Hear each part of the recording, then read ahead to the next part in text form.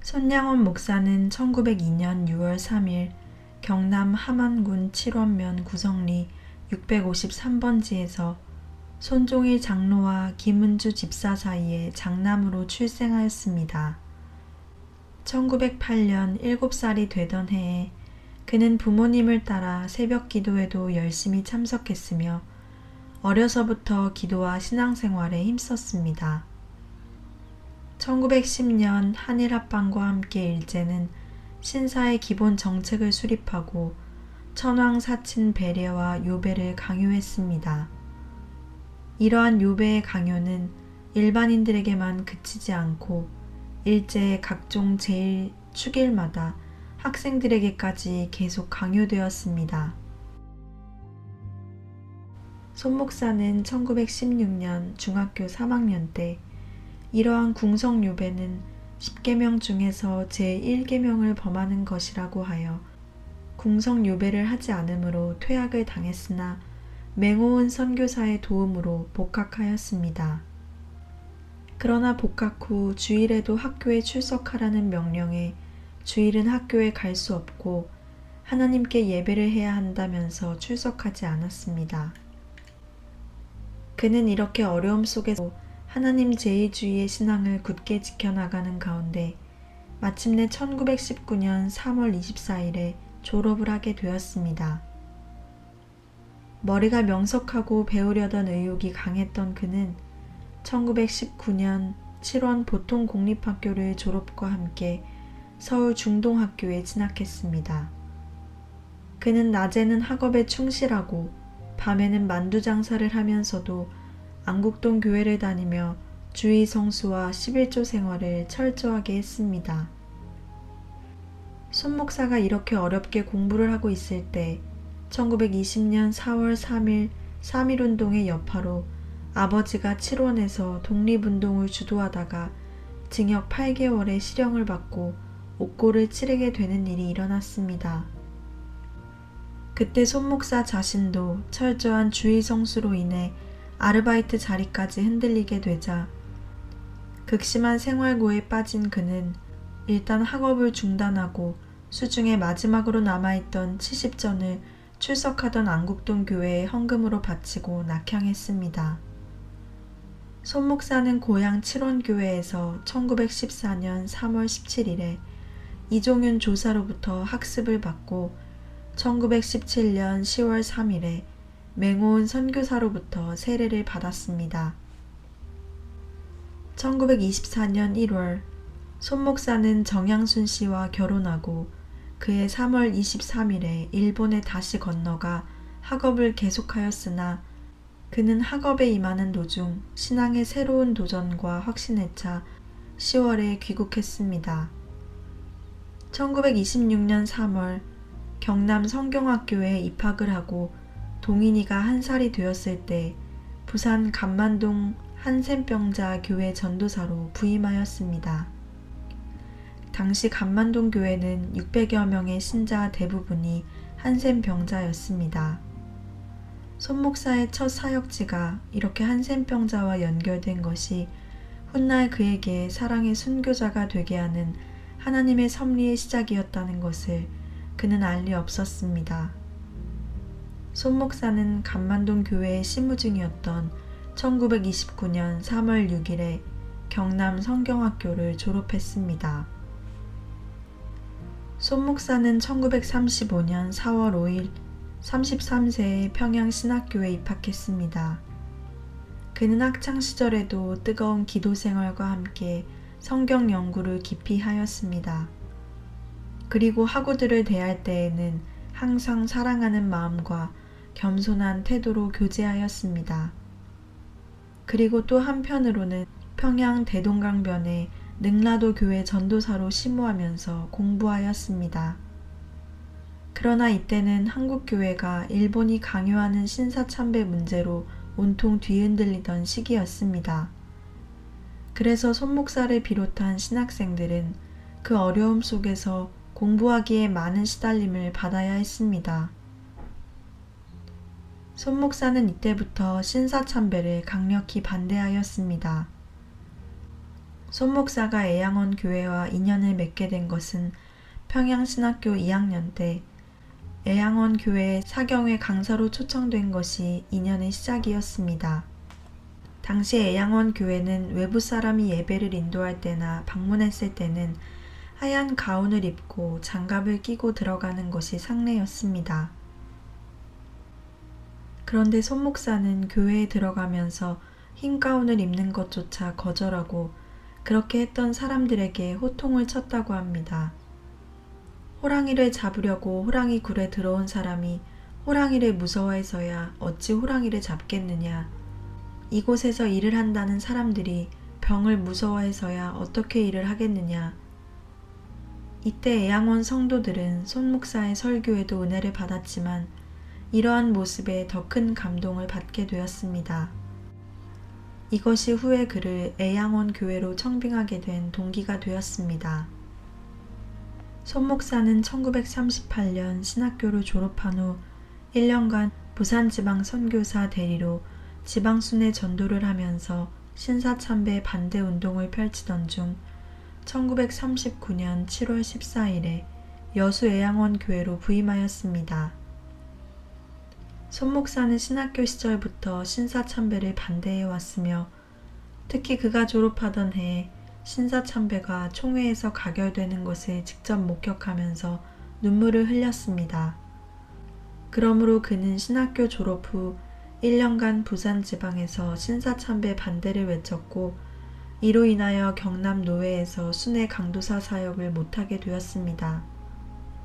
손 목사는 애양원 교회에 부임해서도 설교 때마다 신사참배 반대를 외쳤으며 손 목사가 가는 곳곳마다 신사참배에 대한 부당성이 카랑카랑한 검사의 논고와도 같이 지적되었습니다. 손 목사의 이러한 외침은 갑자기 용솟 스쳐 나오는 시뻘건 용암처럼 신앙의 저 깊은 저변에서 회개를 역설하는 불같은 설교로 인하여 가는 곳곳마다 회개의 눈물바다를 이루는 역사가 있었습니다. 그는 시간이 있을 해마다 주님의 뜻이 아닌 신사참배를 강요하는 일본은 망한다고 주장했습니다. 따라서 일본 경찰들에게 있어서 손 목사는 눈에 깊이 박힌 가시와도 같은 존재였습니다. 그러나 손 목사가 심호하고 있는 교회가 보통 교회가 아니라 한센 병자들이 모여있다는 특수성 때문에 쉽게 건드릴 수 있는 처지 또한 못 되었습니다. 그러나 그런 세월이 오래 계속될 수는 없었습니다. 1940년 9월 25일 손 목사는 수요 예배를 드리고 집으로 돌아오자마자 여수 경찰서에서 나온 형사 2명에 의해서 연행되고 말았습니다. 처음에는 1년 6개월 형을 받았으나 구속기간까지 하여 거의 3년의 세월이 흘러갔습니다. 그때 손 목사에게 적용된 죄는 신사참배 거부와 백성들을 선동했다는 것이었습니다. 1943년 5월 17일 3년 만기 추록할 날이 가까이 왔을 때 담당 검사는 손 목사를 불러놓고 사상의 전환을 시도한 적이 있었다고 합니다. 담당 검사는 손 목사에게 된꼬해야 나간다는 위협을 하였습니다. 그러나 손 목사는 그 검사에게 전혀 굴하지 않고 당신은 된꼬가 문제이지만 나에게는 신꼬가 문제이다 라는 유명한 말을 남겼습니다. 손 목사, 당신 그만 떠드시오. 당신 그러면 정말 구금소로 다시 들어가야 하오. 네, 좋습니다. 집에 가도 예수님과 같이 살 것이요. 구금소에 가도 예수님과 함께 살 것이요. 예수님과 함께 살 바에야 아무런들 상관이 있겠습니까? 결국 다시 들어가 2년을 더 목욕하게 되었습니다. 그러나 그는 옥중에서도 기도, 찬송, 성경 읽기를 게을리하지 않았고 옥중에서도 사랑을 실천하여 옥중 성자로 그 이름이 높았으며 간수들까지도 전도하여 많은 사람들을 주 앞으로 인도하였습니다. 애양원 교회는 전남 여수에 있는 한센병자 수용소로 처음에는 9명으로 시작하였으나 시간이 흐름에 따라 1,000명 이상을 수용하는 대규모의 한센병자 수용소가 되었습니다. 손 목사는 신학교를 졸업한 후 36세의 젊은 나이로 이곳에 와서 순교할 때까지 목회를 하셨는데, 그는 환우들과 함께 음식을 먹었으며 잠자리도 같이 할 만큼 사랑을 말로써가 아니라 몸과 마음을 다하여 실천하면서 살아간 목자였습니다. 손 목사는 비록 육체는 말할 수 없을 정도로 일그러졌지만 그들의 영혼은 찬송과 감사와 기도의 옷을 입혀서 아름다운 성도로 만들어야 한다는 사명감에 불타 있었습니다. 아무도 그들을 사람으로 대접해 주지 않았고, 심지어는 가족들에게도 철저하게 외면당한 삶을 사는 그들에게 손 목사는 희망의 상징이 되었습니다. 당시 애양원에는 병으로부터 완치된 상태에 있는 분들과 함께 병이 악성으로 진행되고 있는 분들이 많았습니다. 그 중에서도 14호실은 애양원 전체에서 가장 상태가 심한 중환자들이 모여있는 병실이었습니다. 14호 중환자실에는 같은 환우들도 가기를 꺼리는 곳인데, 손 목사는 그곳에 들어가서 중환자의 얼굴을 어루만지고 안아주면서 기도해 주었습니다. 그 당시 애양원에 있었던 한 분의 증언입니다. 당시 우리가 살고 있던 애양원에 딸린 병실로 쓴 가옥은 모두 17호실로 되어 있는데 1호실부터 10호실까지는 비교적 건강한 사람들이 지내고 있었고, 11호실부터 13호실은 경환자실, 14호실은 중환자실로 되어 있었습니다. 이 중환자실에 거주하는 몇 명은 차마 눈뜨고 볼 수 없을 만큼 흉측한 모습으로 병마와 싸우고 있었습니다. 이들의 상처를 한번 치료하려면 간호원 둘이 매달려도 2~3시간이 소요되었습니다. 온 방 안에 진물과 핏자국, 땀들이 엉겨붙어 도저히 그냥 들어갈 수 없으므로 상처를 보려면 방바닥에 신문지 3장 정도를 깔고 들어가야 했습니다. 그래서 신문을 깔고 들어가려고 하면 그 환우들이 목침을 던지면서 같은 환자끼리 차별을 한다고 하여 화를 내곤 했습니다. 이러한 방을 손 목사는 서슴지 않고 들어가서 맨손으로 방바닥을 치우고 그곳에 앉아서 피고름으로 끈적거리는 환자의 목을 껴안고 이마를 대고 기도를 해주었습니다. 그리고 기도 후에 그곳에서 음식을 나누어 먹기도 했습니다. 이러한 손 목사를 누구나 할 것 없이 사랑하게 되었습니다. 따라서 모든 교인들이 손 목사를 너무나 좋아하고 따르니까 그것을 시기해서 손 목사를 지독스럽게 미워하고 헐뜯는 부인이 한 명 생겼습니다. 그 부인은 폐병 환자였는데 손 목사는 새벽 기도를 드린 후 자기를 가장 미워하는 그 부인의 집에 매일 들러서 그의 머리에 안수 기도를 해주었고, 좋은 음식이 생기면 그 집에 가지고 가서 그를 대접했습니다. 이러한 손 목사의 모습을 교인들이 보고 목사님을 그렇게도 미워하는데 무엇하러 가느냐고 묻자 손 목사는 사랑으로 녹여내야 합니다 라고 대답했다고 합니다. 결국 손 목사는 그러한 사람들을 사랑으로 녹여낸 사랑의 목회자였습니다. 세상에서 버림받아 의지할 곳 없이 외로이 지내던 나환자들이 이와 같은 언행이 일치된 신앙 지도를 받으면서 소망으로 살게 되고 고난을 감사하는 신앙의 소유자들로 변화되게 되었습니다.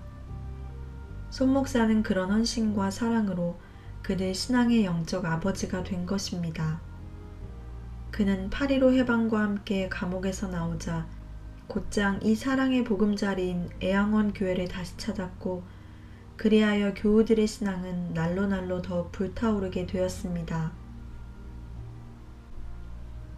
그가 1946년 3월 경남 노회에서 목사 안수를 받고 더욱더 심혈을 기울여 한센병자들과 생사를 같이 하며 그들을 위해 일하고 있을 때 한 커다란 사건이 터졌는데, 그것이 바로 여수 순천 반란 사건이었습니다.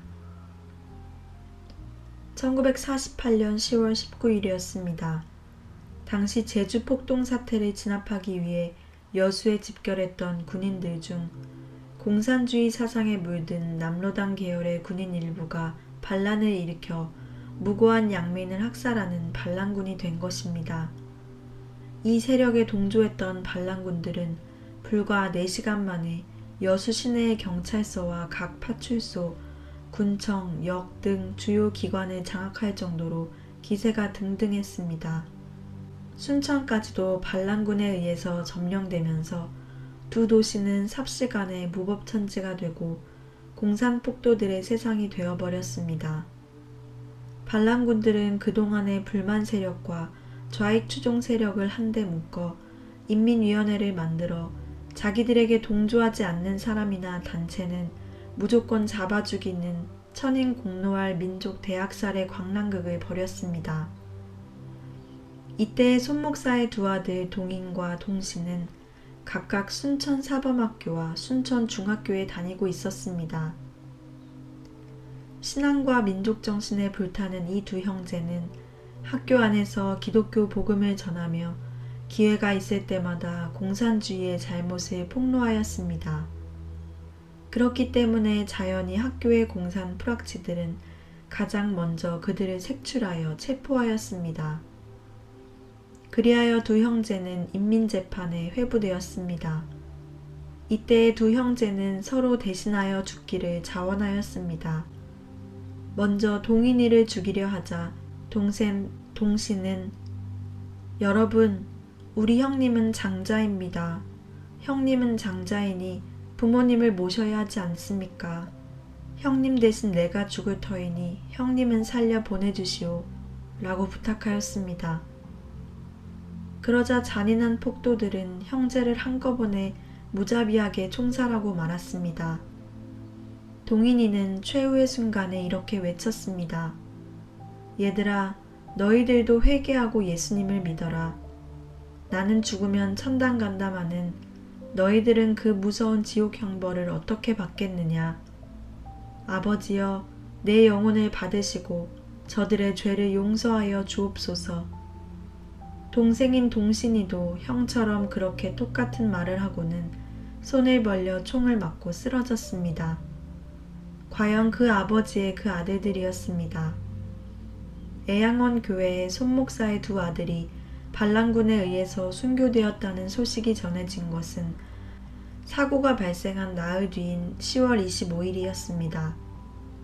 두 아들이 한꺼번에 변해당했다는 급보를 전해들은 손목사 내외와 애양원 식구들은 엄청난 충격을 받았습니다.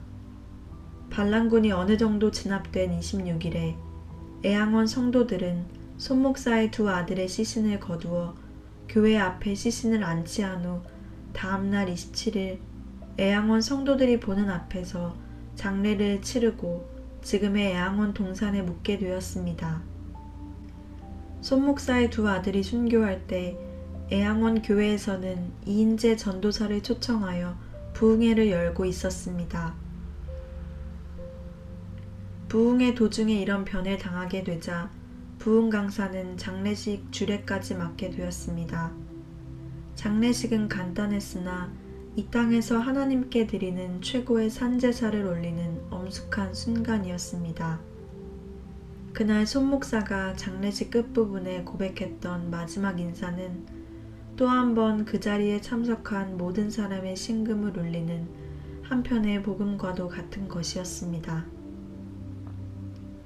여러분, 내 어찌 긴 말에 답사를 드리리요. 내가 아들들의 순교를 접하고 느낀 몇 가지 은혜로운 감사의 조건을 이야기함으로 대신할까 합니다. 첫째, 나 같은 죄인의 혈통에서 순교의 자식들을 나오게 하였으니 하나님께 감사합니다. 둘째, 허다한 많은 성도들 중에 어찌 이런 보배들을 주께서 하필 내게 주셨는지 그 점 또한 주께 감사합니다.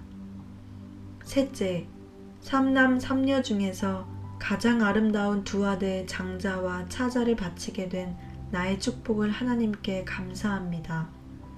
넷째, 하나들의 순교도 귀하다 하거늘 하물며 두 아들의 순교이리요 하나님 감사합니다. 다섯째, 예수 믿다가 누워 죽는 것도 큰 복이라 하거늘 하물며 전도하다 총살 순교 당함이리요. 하나님 감사합니다. 여섯째, 미국 유학 가려고 준비하던 내 아들, 미국보다 더 좋은 천국 갔으니 내 마음 안심되어 하나님 감사합니다.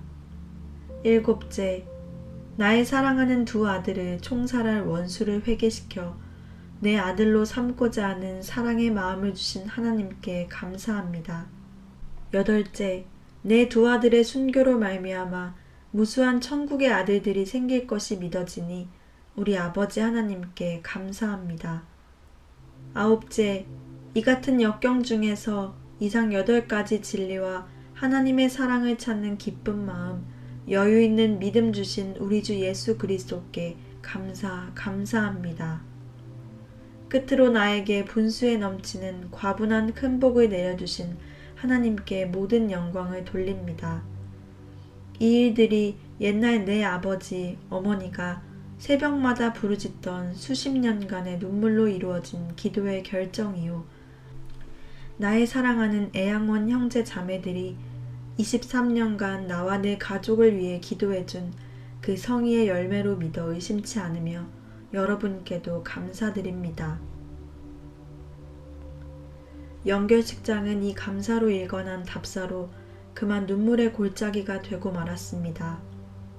그리고 사랑하는 두 아들을 떠나보내는 장례식장에서 억장이 무너지는 쓰린 가슴을 부둥켜 안고 사랑하는 두 아들을 총살한 원수를 찾아 아들로 삼겠다는 그 뜨거운 사랑은 활활 타오르는 예수님 사랑의 용광로가 되어 참석한 사람의 마음은 물론 손목사를 대하는 모든 사람의 마음을 녹일 수 있는 힘의 원천이 되었습니다.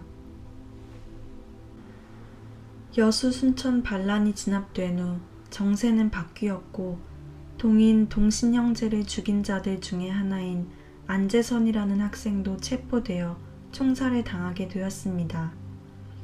그 소식을 들은 손목사는 나덕환 목사에게 부탁하여 계엄 사령관에게 찾아가서 나의 죽은 아들들은 결코 자신들 때문에 친구가 죽는 것을 원치 않습니다. 그 애들은 친구의 죄 때문에 이미 죽었습니다.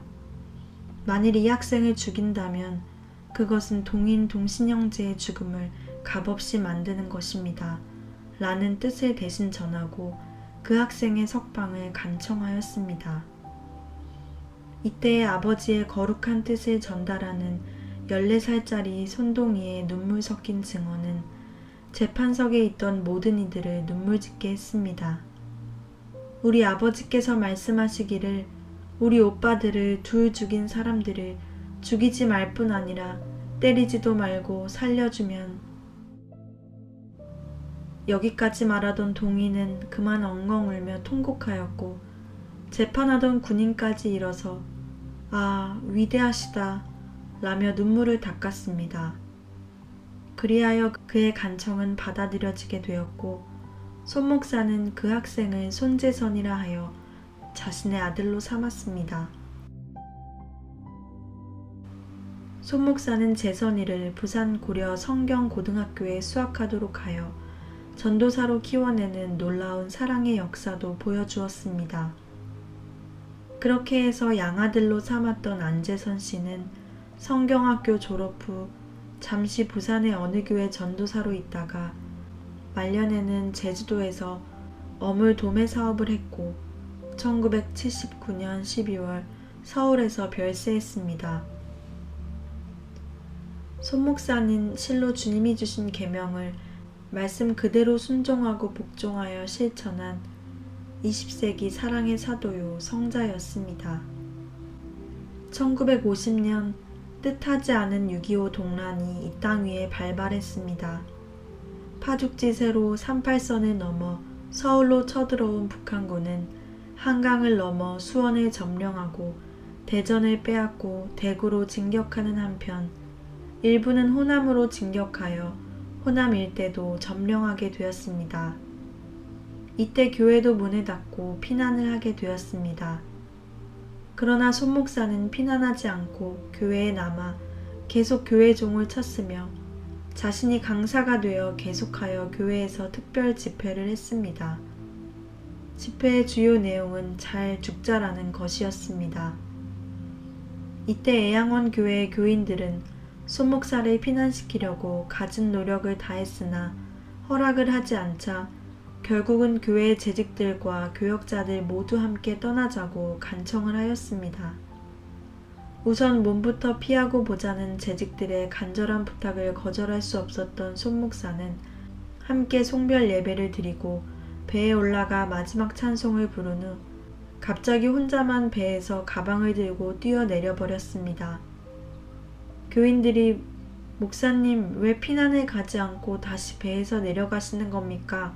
라고 묻자 손 목사는 나는 원래 피난을 가지 않는다고 했지 않습니까? 주의 이름으로 죽는다면 얼마나 영광스럽겠습니까? 그리고 만일 내가 피신한다면 1,000명이나 되는 양떼들은 어떻게 합니까? 내가 만일 피신을 한다면 그들을 자살시키는 것과 다를 것이 무엇입니까? 하며 피신하기를 완강히 거부하고 그리하여 손 목사는 마침내 1950년 9월 13일 공산군에게 체포되어 1950년 9월 28일 저녁 11시 여수 근교 미평에서 기도하는 가운데 총살당하여 순교의 영광을 얻게 되었습니다. 당시 목사님의 나이는 48세였습니다. 그는 마지막까지 양들을 보호하고 자기를 죽이려는 자들에게 그리스도의 복음을 전하다가 총의 개머리판으로 입을 맞아 얼굴이 피투성이가 되었으며 마지막 죽음의 자리에서 두 손 모아 하나님께 간절히 기도하다가 공산군의 총에 순교를 당했습니다. 언젠가 누군가 생신날과 주소를 묻는 질문에 손양원 목사는 이렇게 답했습니다. 나의 주소는 내 주님의 품속이며 나의 생일은 중생된 그날이오나 중생한 일자는 미상합니다. 고로 땅 위에 사는 나는 장막 생활이며 나의 생일의 기쁜 잔치는 천당에 들어가는 그날뿐이외다.